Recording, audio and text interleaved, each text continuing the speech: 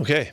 Uh, we had a good break. Guys really got the most out of it, enjoyed the time to get away for a bit and come back feeling pretty good physically. And so we got to get back to work and recapture the tempo and the mode that we need to be in. There's a challenge to that. We got to make sure we handle it really well. We're going against a team that we have a lot of respect for. This is the team that knows how to win. They've had great history. They've got experienced players across the board, really well-balanced football team, and just an eyelash from being on top of this whole thing. So very serious challenger, and we got to be ready. So we got a lot of work to do. How difficult is it to game plan for a team when they have so many guys that are up in the air on whether they're going to play or not, pivotal guys? It kind of expands the game plan a little bit because they use their personnel so well that they do different things with different guys. So we got not knowing who's going to play, we have to anticipate they're all playing, and so we have to get ready for everything. So it presents a problem. This is a really well coached club, scheme-wise, defensively, it's excellent. They do a million things on offense that make it hard on you. So it's a complicated preparation because of the makeup of their staff and the way they do things. Nice to be able to add Ed Dixon down the stretch here. Yeah, it's a great time for him to be available to us. He wanted to get back a couple weeks ago. We couldn't fit it in, but Luke is kind of opening the door for him. I know you guys are probably wondering and ask about because he has a hamstring. We could ask about that. But Luke has been such an extraordinary healer over the years that I know there's no category for it, but we're going to call him probable, even though it doesn't exist. So you never know. But Eddie coming back is great, and he's really excited to contribute and help out. You have what you need at nickel. You guys have no idea what I was talking about there, right? Yeah. Do you have what you need at nickel with Ugo Amadi? Yeah, he's going to play there. We've got a couple different choices to play. He's been ready to do it, and we're working some guys always that can also contribute based on the matchups and things. So it's not for sure how we're doing that yet. Diggs did it in Detroit. Yes. Nickel. Yeah, he has a lot of background. Yeah, it's an option. Sorry. You talked a little bit about this Monday, but have you tended to notice with rookies this kind of time of year, whether it's after a bye or just later in the season, that guys I get? tended to notice. In past seasons. It's kind of generally, thought of as that's what happens. We're not letting that happen. We've already addressed it and have been talking about it. More ready to contribute. Oh, I thought you were the other way around on it. You talk about with Ugo. It's odd that I would go to the negative on that. No. It is odd. Yeah. So the question is, the fact they're in. Rookies are more ready to contribute after. Well, they have all the experience that they're going to get to this point. Yeah, so far.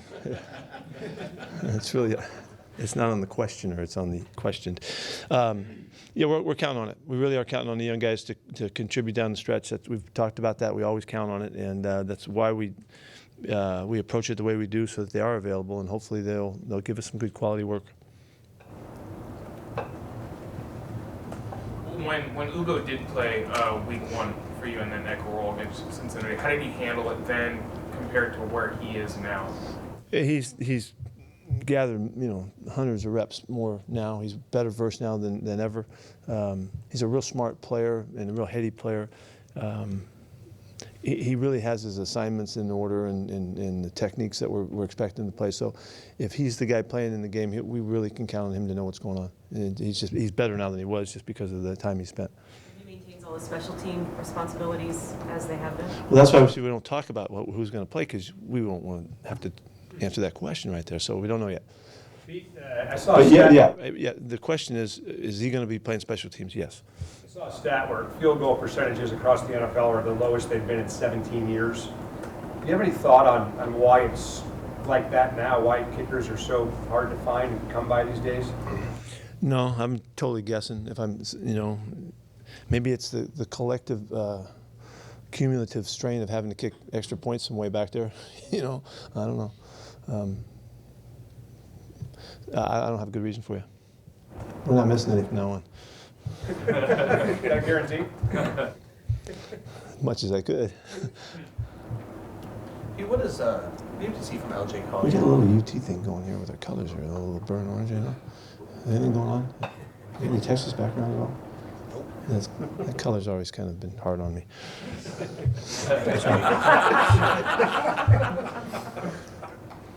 What else we got? What do you have to see from LJ Collier to get?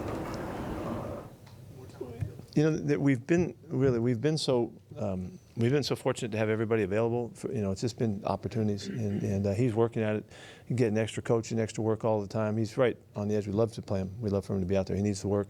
He won't get better till he gets out there and can learn and contribute and all that. So, he's likely to be playing this week. I want to say that every week because I want him out there, and we need him out there. 10 games in, how do you feel about the rookie class collectively? Obviously, DK's the best out player, but I feel really good about them. I feel like the guys all can help us. They all have a future. Some are helping more than others. The guys in the special teams have contributed in a big way. They've been core guys on teams. That's been really good for us in a group that we really like. But I think we can see everybody's potential is there. Some of them have, because of opportunities, have been able to surface earlier. But I think it's a good class. I think it's a really good class. It's going to make a big difference as we go because so many kids in it too. So we're counting on them. How would you assess Rashad Penny's season, just kind of in general? And not enough opportunities. I would have thought he would have the ball a lot more than he has so far. And so I'm counting on him. He's fresh and ready to go to help us. Hopefully we have a bunch more games and Chris has run the ball, a couple hundred times already. So somebody was calling me on that a while back, so it does open up the opportunity for Shad to help us out and contribute. And so hoping he'll do that. Why don't you think Penny's had more? Here we go. I brought it up. My bad. I'm having a bad day. I'm obvious. I'm on it today.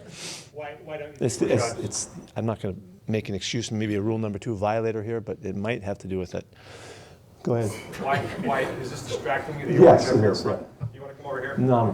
Why hasn't Rashad had the ball more, do you think? Just Chris has been doing a good job. He's been consistent. Just hasn't happened. We really like Chris carrying the football, and that's really the main reason. He hasn't made it available for Rashad because he's been going the whole time. How mindful are you of the reps and the numbers for Carson? Do you track that as a concern, or is that not? Yeah, well, I knew it was 200, so that's pretty good, right? That's a good indicator.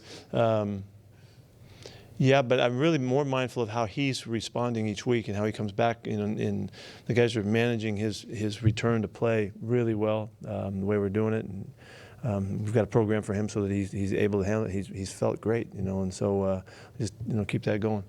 You obviously had a really nice year last year, Chris, but has it shown anything new to you this year to be able to do He's caught the ball more. We've used him more in the passing game as we had anticipated. Continue to want to get him the football, and I just think he's been more complete. Always going to have to keep working on his protection stuff, but the production in the running game and the addition of more receptions has really been nice. Ziggy Ansah didn't play a whole lot against the 49ers. Is that just sort of a game plan thing, or what? How do you assess where he is right now? Yeah, well, it was a game plan thing, and we weren't in a lot of those situations, but to rush the passer. So, and also we got to look at Shaquem. We mix some time, so we're just spreading reps and competing. What's the penalty for breaking rule number 2? It's just total humiliation, public humiliation. How did you feel Shaquem handled The those? question is, do you know what rule number 2 is? Does that protect the team? No. No excuses? No, that's more than that. You're close. You're on the right track. No whining, no complaining, no excuses. Come on. How did you view the reps that Shaquem got? It's all about self-talk, It's about how you look at the world, and do you look at it like you're a victim? Do you drawing attention to yourself, and kind of putting yourself under, behind a rock all the time, or are you really looking forward? And kind of forward thinking and positive, and help the people around you with the way you talk and act and all that. Are you the victim because of the burn? No, I said I had to avoid that. I was playing over the top. I felt it was close. I think I survived it. In fact, I'm feeling pretty freaking positive right now. I'm feeling a lot better. What are we doing? I don't know. I don't know. What was your thoughts on? Maybe it's the debates that are coming up. Maybe that's why we're going this way. Maybe that's what's happening. You guys don't know anything about that. I'm sorry. How did you use Shaquem's reps from the game last week and how he handled He's it? active. You know, the thing that he really brings a whole level of speed and activity that we like. And we've been working him in practice, and we just want to continue to expand that, see how it goes, and see. We have to use him better. As we see him, we're learning more about what we can do with him. So it was a good addition, I thought. With some injuries and other stuff, you've used a lot of different safety combinations up till now. If you kind of can solidify things and the back end, just what do you feel the secondary can be going forward? Well, I think I mentioned it last week. I really liked the play of the safeties this week. We hit the guys well, knocked a couple balls loose, pick, some nice fills and fits on the running game. I thought the guys played the best we've played. So we'll go to this week, and think with those same guys going out there, and combinations of packages that we use will involve other guys. Lano Hill's getting ready to go. He's back in action, so we'll see how it all fits together. But really like what's happening, and hopefully we can. That was all part of getting better and playing better on defense. See, what was your take on the Myles Garrett situation?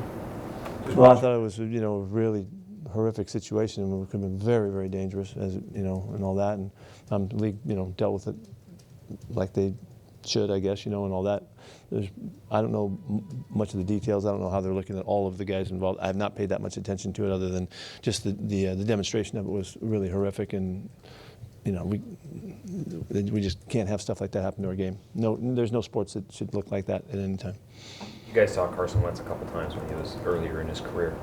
Carson Wentz. Yes. How have you seen him change from the quarterback you saw? He's just got the whole offense. He's doing it all. This is a really good player. He's tough. He's hard to sack. He runs the ball well when he takes off. He does a lot of stuff. He's got a lot of offense that he can handle. And he can move the ball over the field. Big arm guy. The thing I've liked about him, and I thought you could tell right away in his first time really playing, consistently, that he's a real competitor, and he makes things happen, and he makes winning plays happen, and he contributed so much to their championship a while back and all that. So I have a lot of respect for this guy.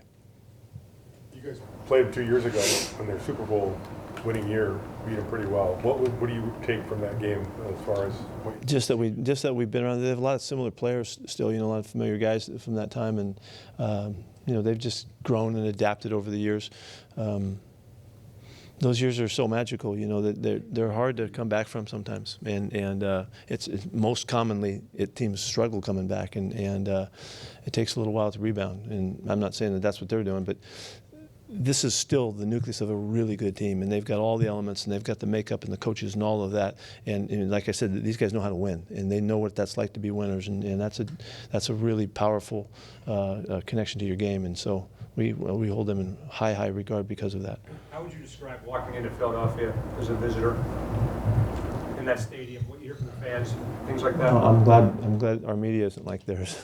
Back in the day on the East Coast, when people used to talk about how tough it is in New York and Boston. There ain't nothing like Philadelphia. It's hard, They have a great fan base, and they're wild about their sports.